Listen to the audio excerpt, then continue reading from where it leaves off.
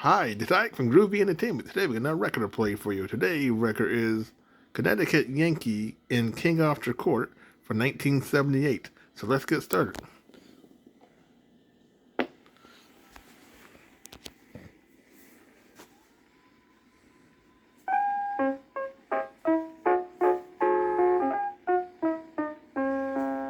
Necessity's the mother of invention, it is true. Our hero happily thought up a clever trick or two. That Yankee was inventive, his discoveries will last. He solved that strange dilemma of waking in the past. My name is Hank Morgan. I want to tell you a story about what happened to me not too long ago. I was working in a steel factory when this very strong-looking man came over to me and started to boss me around. Now look, you little squirt. You're just not keeping up with your part of the workload. But I try. You're always trying and falling down. You'd better start really working or else I'm going to have you fired. Please don't fire me. I'll try harder. I will. See to it that you do. Thank you for giving me another chance. Well, this is your last chance. You understand? I do. I turned and started to walk away from him when I heard someone yell. Duck, Hank! That piece of steel is falling and it's going to hit you! I turned just in time to see this pipe coming at me. It hit me on the head and everything went blank. I don't know for how long I was out, but when I woke up, I wasn't in the factory. I was outside sitting under a tree, and I had a terrible headache. This place doesn't look like Connecticut. I wonder where I am. Then I saw a strange-looking man riding on a horse. What was so strange about him was that he was wearing a suit of armor. Now, how could this be? Maybe he was from a circus.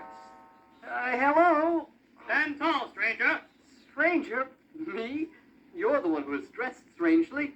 Are you from a circus? 'Tis you who are strange of dress, not I. Stand up and come with me. I thought to myself, I think I'd better do what he says. He is a little strange. Probably escaped from an asylum. I don't want to do anything to alarm him. All right, I'll follow you, but can you tell me what part of Connecticut this is? Connecticut? I never heard of that place.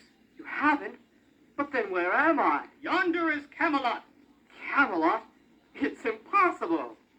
We started to walk into the village. Everyone was dressed so strangely. Everywhere I walked, the people stared at me. Look at that strange-looking man. He's not dressed as we are. I think something funny is going on. Maybe they are all from a circus. See that palace over there? I do. That is where we are going. We walked and walked. And soon, we were standing in front of a drawbridge. Lower the drawbridge! The bridge came down, and soon we were inside a very old castle. Follow me down these steps. I was beginning to get worried. The man stopped in front of a door with bars on it and opened it. Get in there. I would rather stay out here. Get in there! And with a mighty push, I was thrown into a cell. The door was shut behind me. I tried to open it, but it was locked. I yelled for someone to help me, but no one came. After what seemed like hours, I heard a voice. Hello, stranger. Little boy, help me, get me out of here. Nay, I cannot. I am only a page, and I cannot unlock the door. Will you tell me truthfully the answer to a question? I will, for I always speak the truth. Where am I? You are in the castle of the great King Arthur. King Arthur? Impossible! What am I doing here? You are a prisoner of the knight Sir Sagamore. You are going to be burned at the stake tomorrow. But why? Since you are Sir Sagamore's prisoner, he can do with you what he wishes. I think I'm having a bad dream. I don't like the idea of getting burned. You're a nice man, but I'm sorry.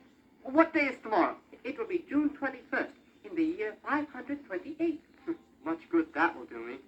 How did I get myself into this predicament? Wait a minute. June 21st, 528. I remember when I was in school, this date was something special. Oh, yes. There was an eclipse of the sun. Maybe I will be able to save myself. I have to go, but I'll be there tomorrow. The boy left, and I fell asleep. As the first rays of the sun came through the barred windows, the door to my cell opened, and 4 guards, all dressed in their finery, stood at the door. Get up! The steak is waiting for you. I'm coming. I was all but dragged out to a courtyard, and there, sitting on a throne, was the king, and all around him were his knights, and a very old man, all dressed in black, stood on his left side. Take him to the stake. Wait! Hear me! Who are you that dare speak to the king? If you try and burn me, I shall make the sun disappear from the sky. You? The sun shines. It will not disappear. If you harm me, I shall make it grow dark. Darkness has passed. This is daylight. Take him to the stake. I'm warning you. Then I lifted my hand, and just at that moment, the eclipse began. And the sun was slowly eaten by the shadow of the moon. Everyone was frightened as the sun grew dark. You are a powerful man. Make the sun return. Only if you will set me free and make me your perpetual minister. Oh, how dark it is. Not a ray of sun shall shine on you till you make me the promises of what I ask. Untie him. I shall do as he says.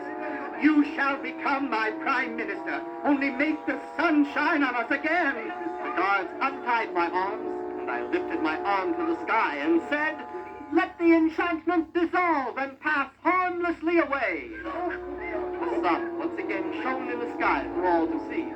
Everyone rejoiced at what I had done. You are a powerful magician. We are glad that you are here in Camelot. Are you truly a great magician? The most powerful in the world. Oh, I am the most powerful magician in the world. You are Merlin, aren't you? I am Merlin the Great. You might be called Merlin the Great, but I am called Hank the Greatest. Come now, Hank the Greatest. I shall give you a room worthy of your position. The king took me on a tour of the palace, and then he showed me my living quarters. All this is for you, and you may have this page to serve you all your needs. Thank you, your majesty. I shall work very hard for you. Together we shall make England the greatest country in the world. We shall. I have lots of ideas.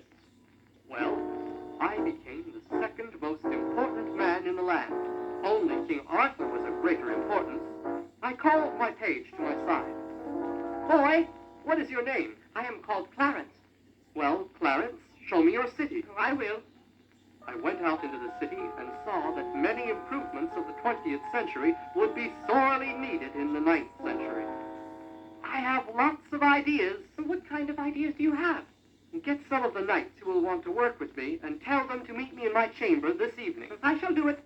Well, King Arthur wanted this land to be powerful, so I thought that I could use some of the modern things from my century here in the past. England would really be a great country. Well, at 8 o'clock, my room was filled with... Well, at 8 o'clock, there were 3 other knights in my room. And what do you want from us, Sir Hank? Well, first of all, we're going to work together, so you don't have to call me Sir anything. I'll just be boss. Well, all right, Sir Boss. We're going to work hard and make this a greater country than it already is. That is why we are here. Well, then I want to open a school and teach the people something like electricity. That is wonderful, Sir Boss. If it works. It will.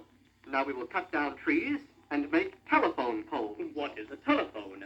I had forgotten that they would not know what telephones and electricity were.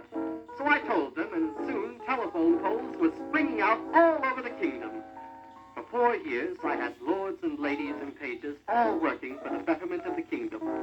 One morning, a pretty woman came into my chambers. She looked very upset. Sir Boss, may I talk with you if you are not too busy? Certainly, speak. I hope you can help me. In the Valley of Holiness, there is a miraculous fountain, and the water has ceased to flow. What do you need from me? I am here to ask if you will try, with your great magic, to make the waters flow again. Is this fountain of water very important? In truth, it is. There is not another fountain like it in the world. Then I shall go with you. When can we leave? I shall go to the king to seek his permission. Shall I go with you? Please do. He is in the throne room. As fast as we could, we walked into the throne room. The king was there talking to Merlin. What do you want, Sir Boss? The water from the fountain in the Valley of Holiness has stopped flowing. This girl says says that it will take some of my magic to make the water start flowing again.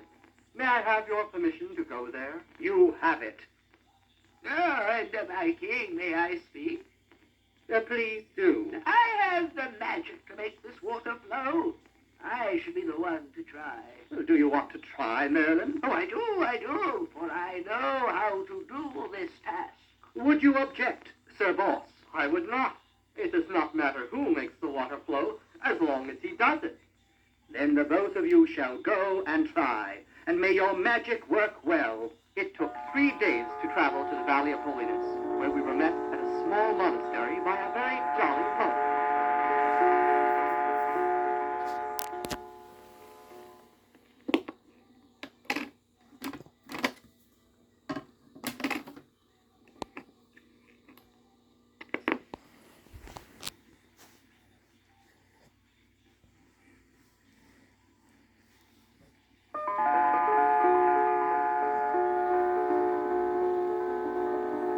Welcome, Sir Boss and Merlin.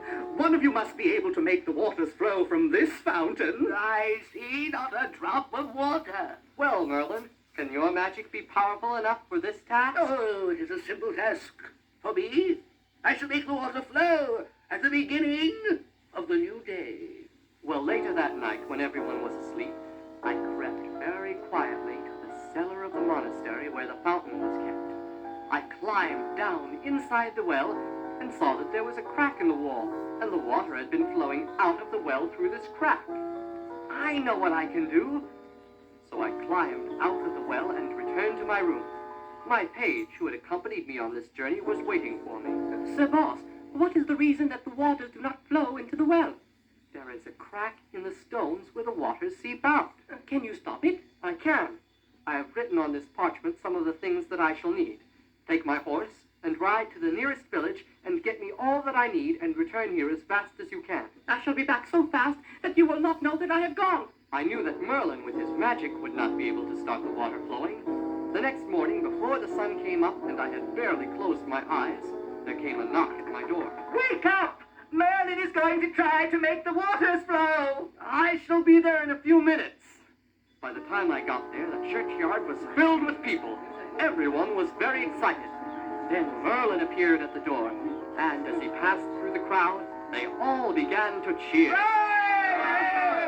Now, Merlin, can you use your magic to make the waters flow? No, I can. You forget that I am the greatest magician in the world. Behold, I hold my arms over the fountain, and now I shall use my most powerful spell. Everyone was very quiet, and suddenly a great gray cloud came over the well. As it curled out of the well, it changed into a deep black fog. Everyone was coughing as the black cloud started to clear, and Merlin said, "Behold, the water flow!" Everyone ran to the fountain and looked in, but no waters flow here. Well, I have done all that man can do. No mortal man can make the waters flow from this fountain, for it has gone dry. Oh, but Sir Boss has not tried. that is true. You will not succeed if I have failed. Sir Boss, do you think you can still make this fountain flow with the holy waters? I can and I shall, if you will not let anyone come into the courtyard for 3 days. For when you come back, the waters will flow. Oh, impossible. But we shall do as you have asked us. They all left, and my page returned with all the things that I had asked for. Can I help you with anything else, Sir Boss? No, thank you. I can do the rest by myself. Just wish me luck. You know I do. I worked all day and night, and through the next day and night with no sleep. Then, on the 3rd day, I was finished. I had cemented up the crack in the rock, and the waters, when they did flow, would not drain out of this crack. I also hid a few surprises around the courtyard. I was ready. The hour finally came, and the courtyard filled with people who were interested in seeing if I could truly do magic. They all gathered around the fountain, and Merlin was there too. Well, soon we shall see if you are a great magician. I shall make the waters flow. Everyone, be silent! Everyone stopped talking and watched me. I took a torch and touched the fountain. Smoke and fireworks that I had hidden all around the place began to explode. The people were shocked. What is happening? Look, over there, it is magic. Now hear me. In 1 more minute, you may all look into the fountain and you will see the water flow. Oh, impossible. It will never be. There was an evil spirit holding the waters back. But I will draw the spirit away. And after I say these magic words, he will never return and the waters will flow. Cincinnati, Ohio, Chattanooga, Tennessee, Albuquerque, New Mexico. I command you, evil spirit, leave this fountain forever. At this moment, the mightiest of the fireworks went off and filled the sky with many colors and shapes.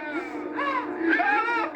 The waters flow! It has done the impossible! I would never believed it if I did not see it with my very own eyes. What a night. There was great celebration. I was truly a hero. I stayed on in the valley for 1 day, and then I helped open in that 1 day's time England's first newspaper. Oh, this is wonderful! And you call it a newspaper? Yes, you can learn all about what is happening all over the land. Who are the people who gather the news for this paper? They are called reporters. Reporters? Oh, very good. Soon, in every part of the country, there was a boy calling out, Read all about it, Sir Boss, the mightiest magician in the world. Read all about it. Sir Boss makes the water flow in the Valley of Holiness. We even had a gossip column in the paper, just like the ones we had at home. My favorite of these was, Does Sir Boss really love the prettiest lady in the court, Lady Alessandra? I did. She was the girl who had brought me to the Valley of Holiness. She was the prettiest girl I had ever met. Maybe she will marry me. One morning, when I was still in the churchyard in the Valley of Holiness, there came a call for me from Camelot on the new phone that I had put in.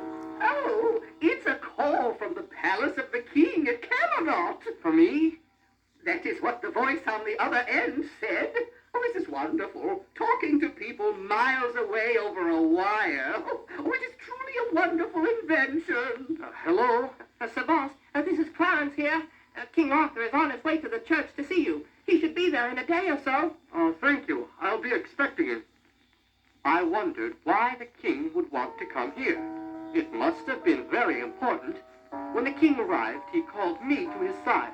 Sir Boss, there is great unrest amongst my people. What can I do to calm this unrest down? Well, why don't you walk and live amongst them for a little while?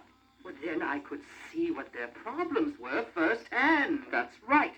We'll wear disguises. Oh, a very good idea. Here are some old robes of a farmer. Oh, they're not like my royal robes. But put them on. I have some for me to wear. Well, how do I look, Sir Boss? I shall have to cut your hair and your beard. Oh, no, please. A beggar would not have a beard like that. Our hair must be trimmed. I shall do what you say. There. Now you look like a peasant. We shall be on our way. We started down the road. As we walked along, 2 knights came riding by. They did not recognize the king. Look, 2 of my knights. Hail, Sir Knights! Get out of my way, you beggar! But I am the king! And I am the man of the moon! The king to the ground. I ran over and helped him up. Did you see what they did to me? Well, you were in a disguise, sire. Oh, that's right. It must be a pretty good one.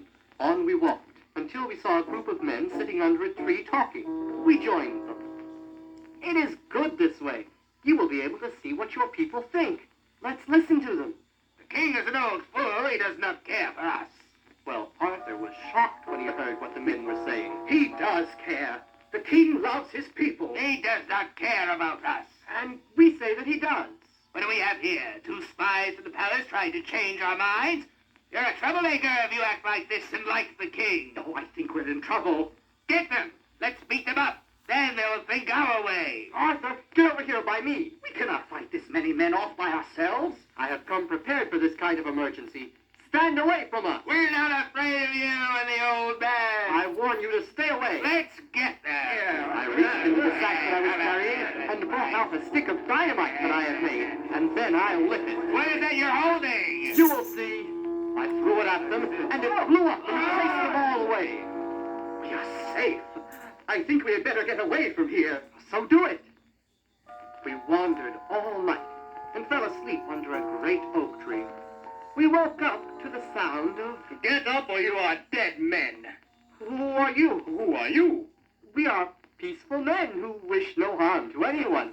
Well, that is nice. Tie them up. What are you going to do with us? We're going to add you to our line of chained slaves and sell you. They cannot do that to me. It looks like they are. I'm the king. And I'm the queen. Get over there and tie them up for the rest of them. We were taken to the city, where there was a slave auction. During the night, I was able to get away, and I sent a message back to Camelot to get us some help. When I returned to the place where the slaves were being held, I found that everyone was gone except one man. Where are the slaves? They are being punished. They are being taken to the courtyard to be whipped because one slave disappeared last night. I had better get there as fast as I can.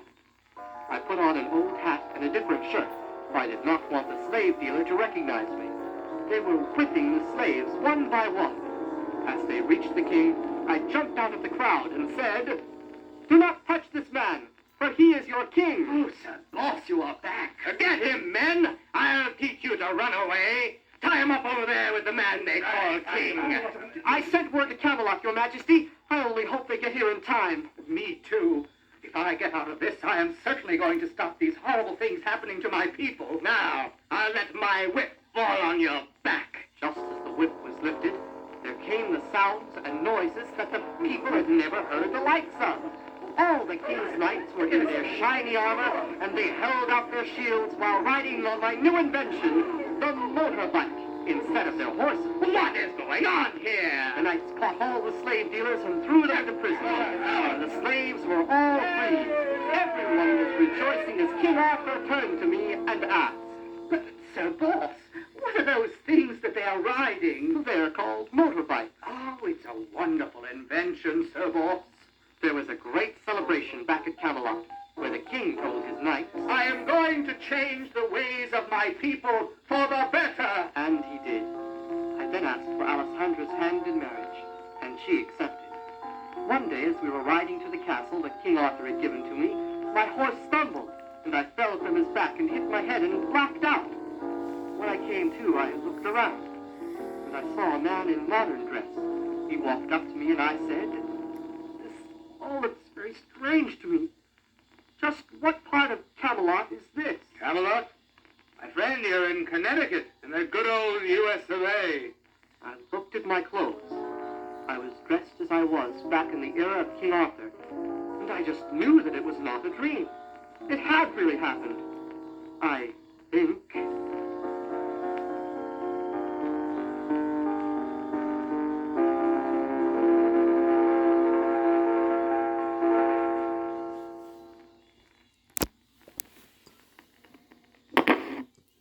So that was Connecticut Yankee in King Arthur Court for 1978. So if you like, subscribe, share, and comment, have a groovy day, and that'll video come out real soon.